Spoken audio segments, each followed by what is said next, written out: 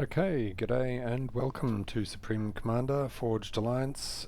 This is the third match in the round, the matchup between Angel of Death and Fergus. They've played two matches so far, which I haven't bothered commenting on. I thought it'd be more interesting to do this commentary first. Mainly because this is the decider. They both won one each, and now we get to find out who won the third match. Let's see how they're looking. We have Angel down here at the bottom going Seraphim, and up here at the top, Fergus going Cybran. Fairly sure Cybran is Fergus's traditional choice, but Angel has been known to play it as well, and also other factions. So this is going to be an interesting one. This is polar depression. There are lots of mexes scattered around the place. There is these two separate bases on the left and right to capture as well, which are a pretty good choice early on. There's also all this great amount of hydrocarbon power along these edges as well to go for. Looks like we've got a bit of a cheeky raid party going out, seeing what it can see, and another cheeky raid party probably going to be intercepting them at arriving at pretty much exactly the same time. So let's see how that plays out for them. Fergus has completed 4 power generators, 4 mixers, and he's moving into the center to take some of those. Meanwhile, Angel is getting another factory up here. It's another land factory. We have an engineer out to pick up some reclaim, or to pick up these mixers particularly, but it is worth picking up these structures. There's a fair bit of, if I remember rightly, there is actually a fair bit of reclaim in them, as well as down here. And here we are, the two groups meeting up just at the right time. I think the Mantis are probably going to have the better of the encounter. Certainly the Selen will take out the Mole. And then we'll see if they hunt down the Selen. Will be able to, will have scoutings, but and it's now invisible to the Mantis, so probably going to be escape that and just keep an eye on them. A good plan. Fergus moving up to the middle here. Got another scout coming out to the side and some Mantis following up soon. We've got hydros going up here.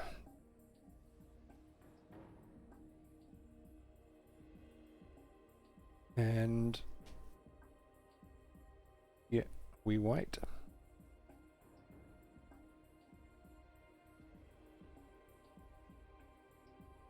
Also these mass fields here in clumps of trees. I've never known whether to just capture that radar or take it out and reclaim it, but anyway, answers in the comments.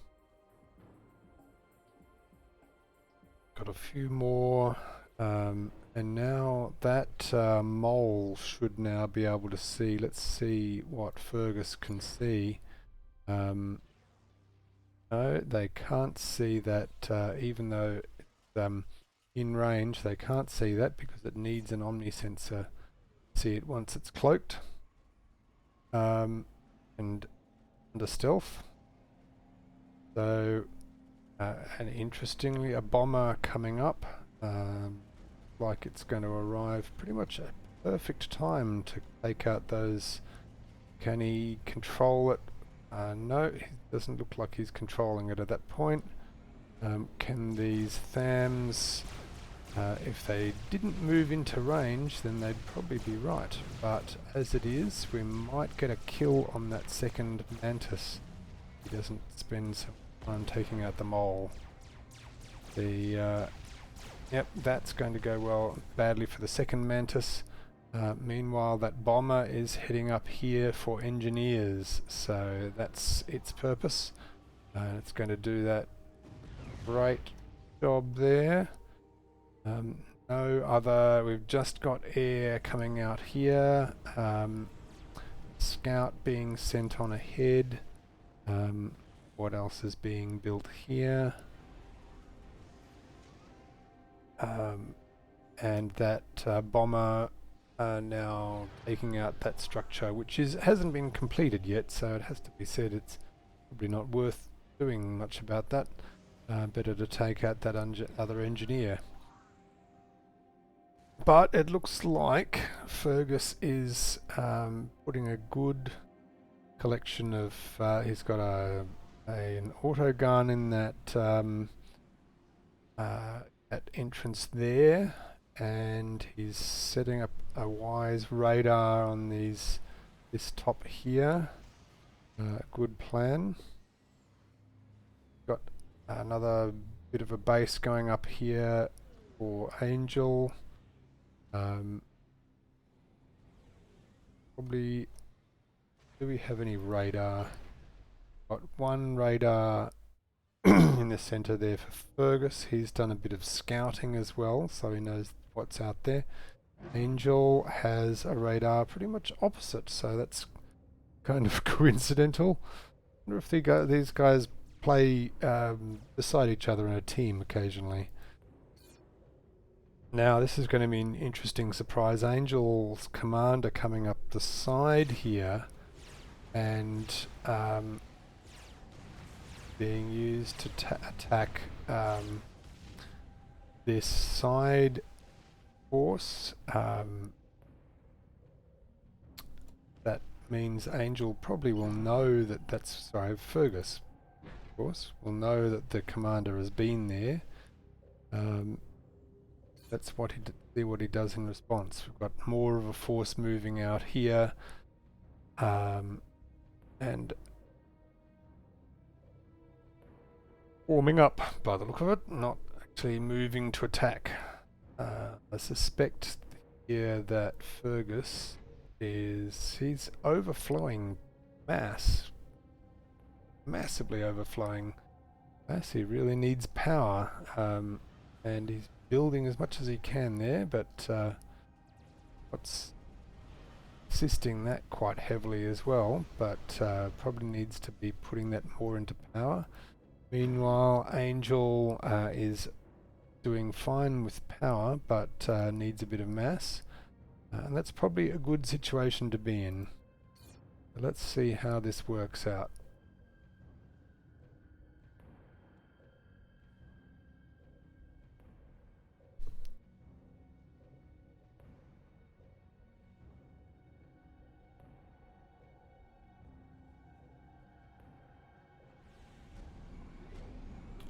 Angel's commander now on the move. Going to stop for reclaim there. He's going to come up here and see if he can take over this side base. And that would be a pretty good win there.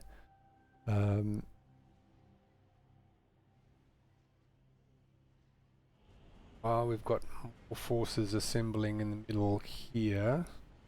The Thams have just a slight range advantage, but given that they've got good radar coverage here, I wouldn't like to push try to push in directly on those Medusa. Finally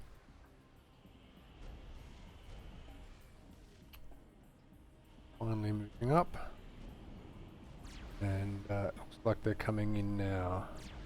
So the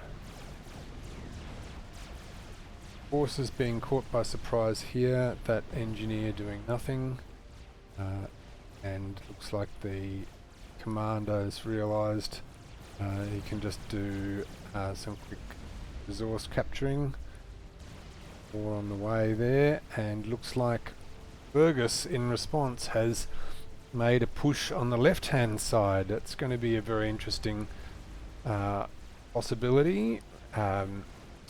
He's got a good mix of Medusa in there to stun things, and he's got the commander to back up so that we don't get a possible run by or a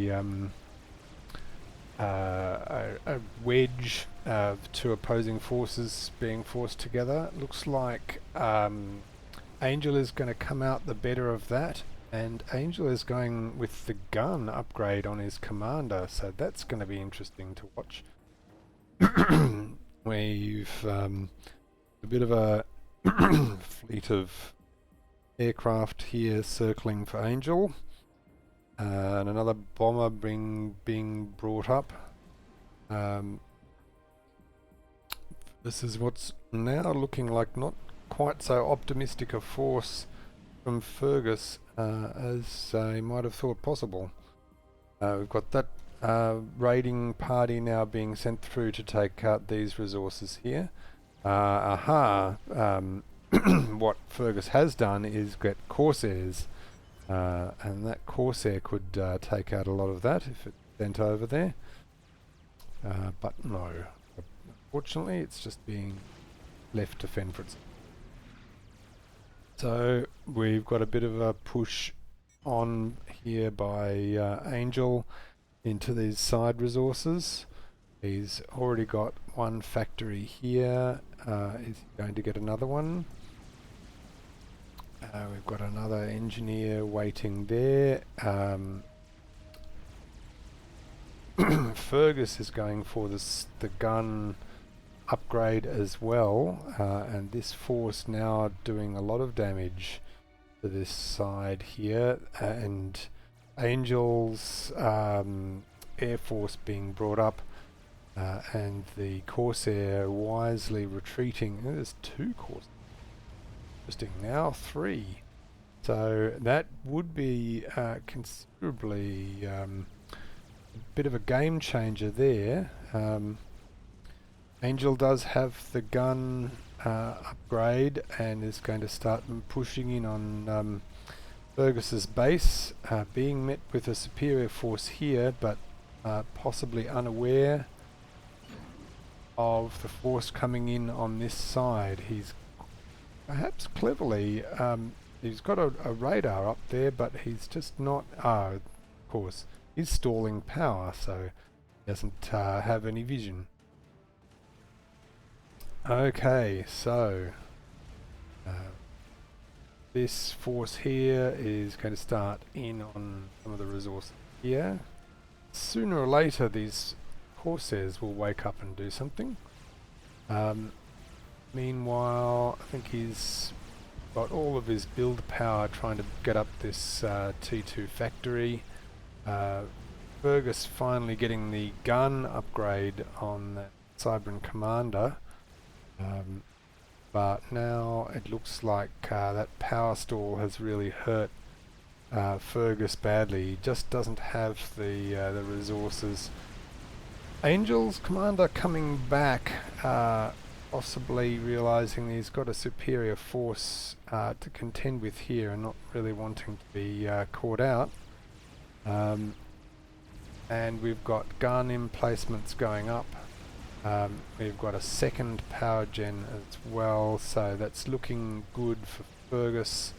As soon as those get into range, we'll start seeing that T1 army being gradually picked away by those not very powerful Cybran T2 PDs.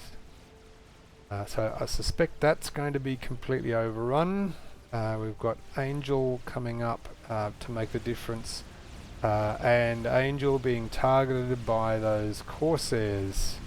The Corsairs unfortunately immediately being targeted by the Inties from Angel, so they're probably going to only get one or two passes, and that's really not enough for those Corsairs to make a full tactical strike on Angel. Battery of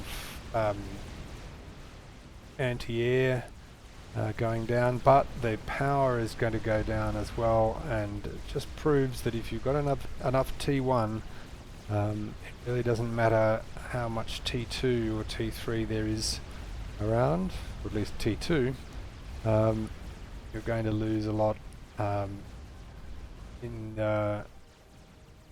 generally in the collateral damage. So we've got a little bit of an outpost here with a few FAMs being sent in to take that out. We've got attack missiles now being sent in to deal damage to these structures. Fergus's commander moving up here to try and put that gun comm into play, and Angel's commander back here recovering about 2/3 health at the moment, and that speed upgrade on the gun really making a big difference there. But he's going to walk backwards into another T1 army, and I think that plus the commander is really going to make it difficult for him. Meanwhile, this force here obliterating the rest of Fergus's base, and Fergus trying to retreat here, not really wanting to be caught out, but now with that with that Seraphim gun comm in range, with FAMs and no help from any air, that's Fergus down.